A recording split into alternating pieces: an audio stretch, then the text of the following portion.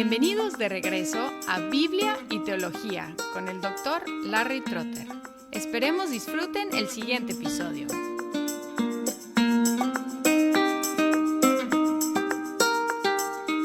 En cuanto a la segunda venida de Cristo, llamada en el Nuevo Testamento la venida de Cristo, más adelante empezaron a llamarla la segunda venida, distinguiendo entre la primera y la segunda venida, hay una confesión unida. Toda la Iglesia confiesa que Jesús va a regresar personal, física, visible, repentina y gloriosamente. La segunda venida de Cristo siempre ha sido parte integral de la confesión cristiana y es nuestra esperanza principal. El credo de los apóstoles dice, «Desde ahí ha de venir a juzgar a vivos y a muertos». El credo niceno dice, «Y vendrá otra vez con gloria a juzgar a los vivos y a los muertos, y su reino no tendrá fin». Confesamos que su venida completará su plan para el universo. Efectuará la resurrección del cuerpo, traerá el juicio final, resultará en cielos nuevos y tierra nueva. A pesar de esta confesión unida, hay muchas preguntas acerca del tiempo de su venida. Y Cristo dijo claramente que no se puede predecir cuándo Él va a regresar. En Mateo 24:36 en adelante dice, «Pero de aquel día y hora nadie sabe, ni siquiera los ángeles del cielo, ni el Hijo, sino solo el Padre. Porque como en los días de Noé, así será la venida del Hijo del Hombre. Pues así como en aquellos días, antes del diluvio, estaban comiendo y bebiendo, casándose y dándose en matrimonio, hasta el día en que Noé entró en el arca, y no comprendieron hasta que vino el diluvio, y se los llevó a todos. Así será la venida del Hijo del Hombre». Y hasta ahora todos los intentos de fijar fechas han tenido el efecto de desacreditar a los que pronosticaron y a veces a desilusionar a los creyentes. A través de la historia ha habido predicciones de la venida de Cristo que han entusiasmado a los creyentes y luego los han desilusionado. No obstante todos los fracasos, hay algunos que siguen queriendo fijar fechas, porque insisten en que las señales están señalando claramente que su venida está próxima. Y en el discurso que encontramos en Mateo 24 y en otros textos tenemos unas señales, unas cosas que van a anticipar, a preceder la venida del Hijo del Hombre. En Mateo 24:14 leemos, «Y este evangelio del reino se predicará en todo el mundo como testimonio a todas las naciones, y entonces vendrá el fin». En Romanos 11:25 al 29, Pablo habla de la conversión de Israel, escribiendo, «Porque no quiero, hermanos, que ignoren este misterio, para que no sean sabios en su propia opinión, que a Israel le ha acontecido un endurecimiento parcial hasta que haya entrado la plenitud de los gentiles. Así todo Israel será salvo». Otra señal es la revelación de falsos cristos y el hombre inicuo. Algunos lo llaman el anticristo, utilizando un título que aparece solamente en Primera y Segunda de Juan.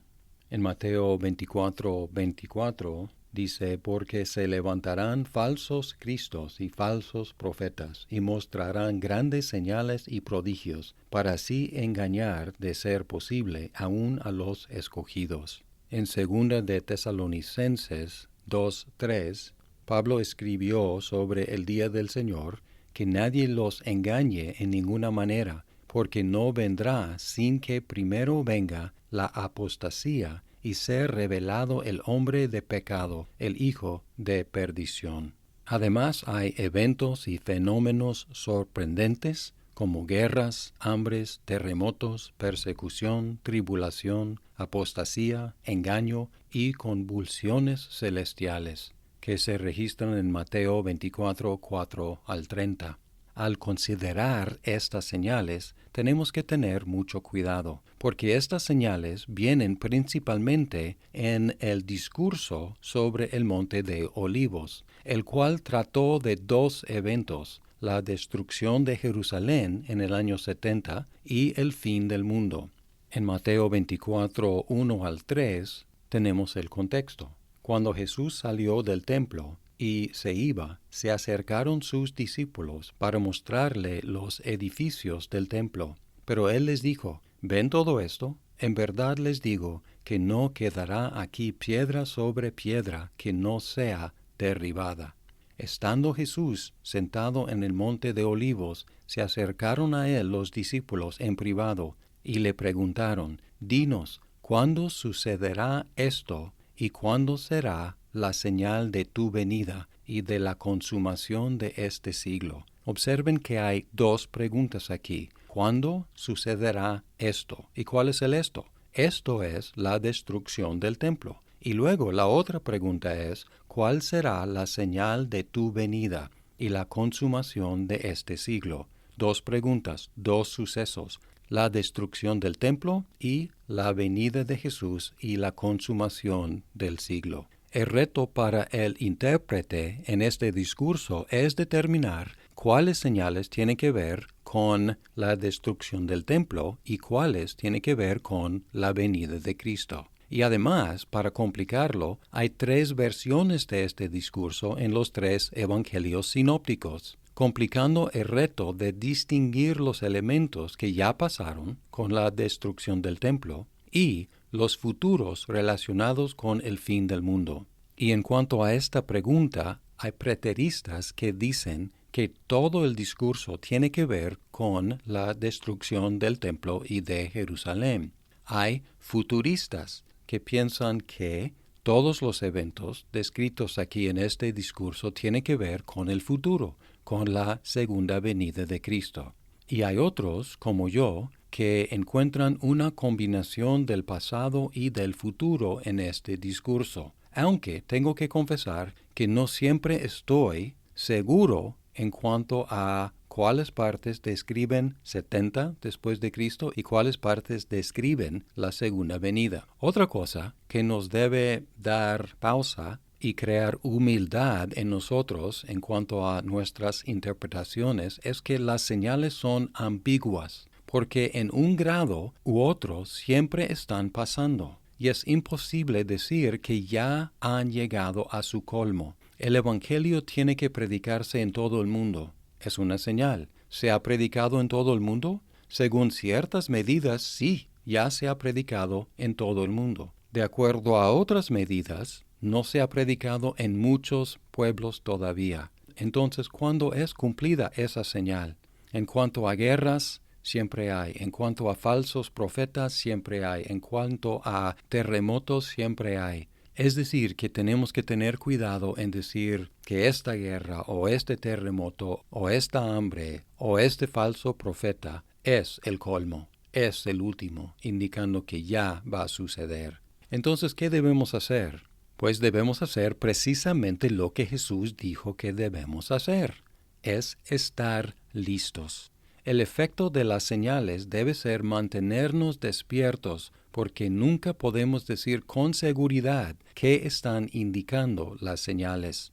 Regresando a Mateo 24, versículo 40 en adelante, entonces estarán dos en el campo, uno será llevado y el otro será dejado. Dos mujeres estarán moliendo en el molino, una será llevada y la otra será dejada. Por tanto, velen, porque no saben en qué día viene su Señor. Pero entiendan esto: si el dueño de la casa hubiera sabido a qué hora de la noche iba a venir el ladrón, hubiera estado alerta y no hubiera permitido que entrara en su casa. Por eso, también ustedes estén preparados, porque a la hora que no piensan, vendrá el Hijo del Hombre. En un sentido, ya llegó el Hijo del Hombre en el año 70 después de Cristo, para terminar con Jerusalén y con el templo.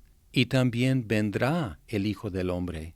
Y por lo tanto, nosotros también tenemos que estar listos, tenemos que estar preparados, para que cuando venga lo podamos recibir con mucha alegría. ¿Y cómo podemos estar preparados? ¿Qué debemos hacer? Jesús terminó su discurso con una parábola, diciendo, ¿quién es pues el siervo fiel y prudente a quien su señor puso sobre los de su casa para que les diera la comida a su tiempo?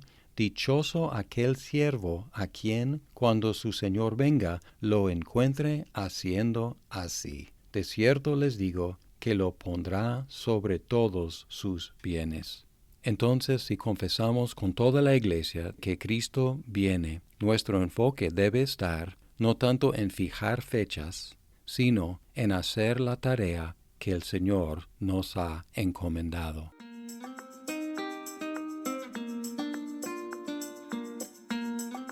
Muchas gracias por escuchar este episodio. Si estás disfrutando Biblia y teología, por favor compártelo con tus amigos. ¡Hasta pronto!